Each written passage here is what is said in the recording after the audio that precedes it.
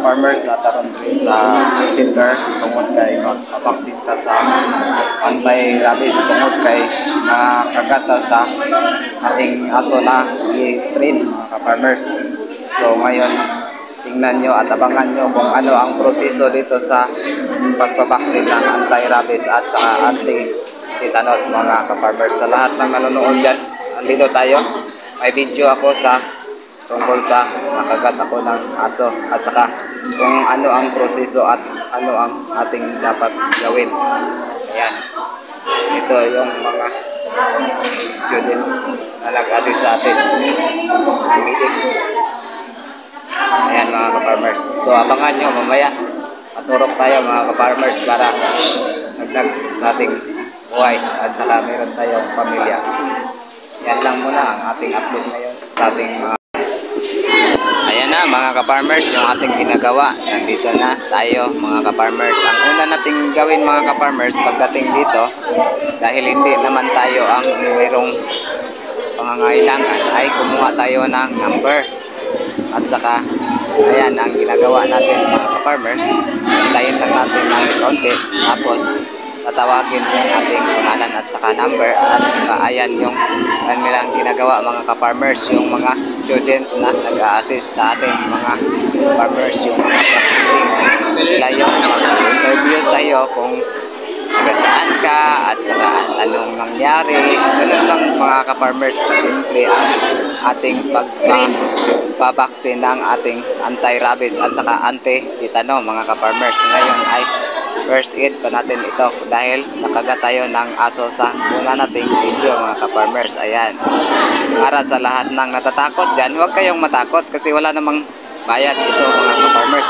Ang una lang nating ginawa mga ka-farmers ay pumunta tayo sa barangay kahapon mga ka-farmers. At saka sabi nila ay punta na raw tayo dito sa ating RHO or sa ating center mga ka-farmers. Punta daw tayo dito, tapos ganun ang proseso natin dito. Papunta tayo sa animal bite center mga ka-farmers. Yan, para sa ating lang mga ka-farmers. So dyan na, punta tayo dyan, upo, tapos ayan, mag-BBP sila sa inyo mga ka-farmers. Yan, makikita nyo ay simpleng proseso lang.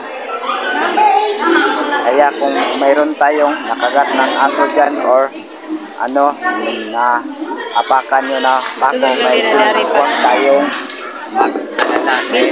Masahe lang ating magastos dito mga ka-farmers. Saka mayroon tayong kunting resita mga ka-farmers para sa ating next na pagbabalik dahil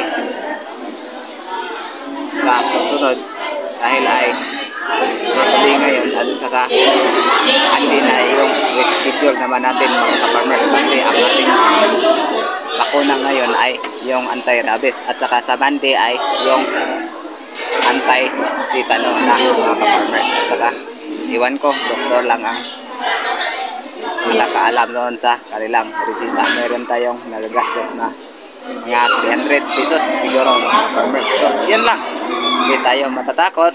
May mga bata at saka mayroong maliliit na kasama ko dito sa pagbabaksin ng anti-rabies. Agad-agad tayong pumunta mga ka-farmers dahil mayroon tayong mga pamilya at saka mayroon tayong minamahal sa buhay. Kaya yan ang ginagawa natin mga ka-farmers. Huwag tayong mag-alala, huwag tayong kinakabahan. May proseso pa. Yan. So ayan, sa lahat ng mga nanonood dyan, hindi lang magpa-farm ang ating video, kundi nagawan din natin ng video ang nangyayari tungkol sa atin. Kasi gumawa tayo ng video mga ka-farmers tungkol sa aso at ayon, nabidyohan pa yung pagkagat sa akin. Makikita nyo mga ka-farmers sa unahan ng video ito ang pagkagat sa akin.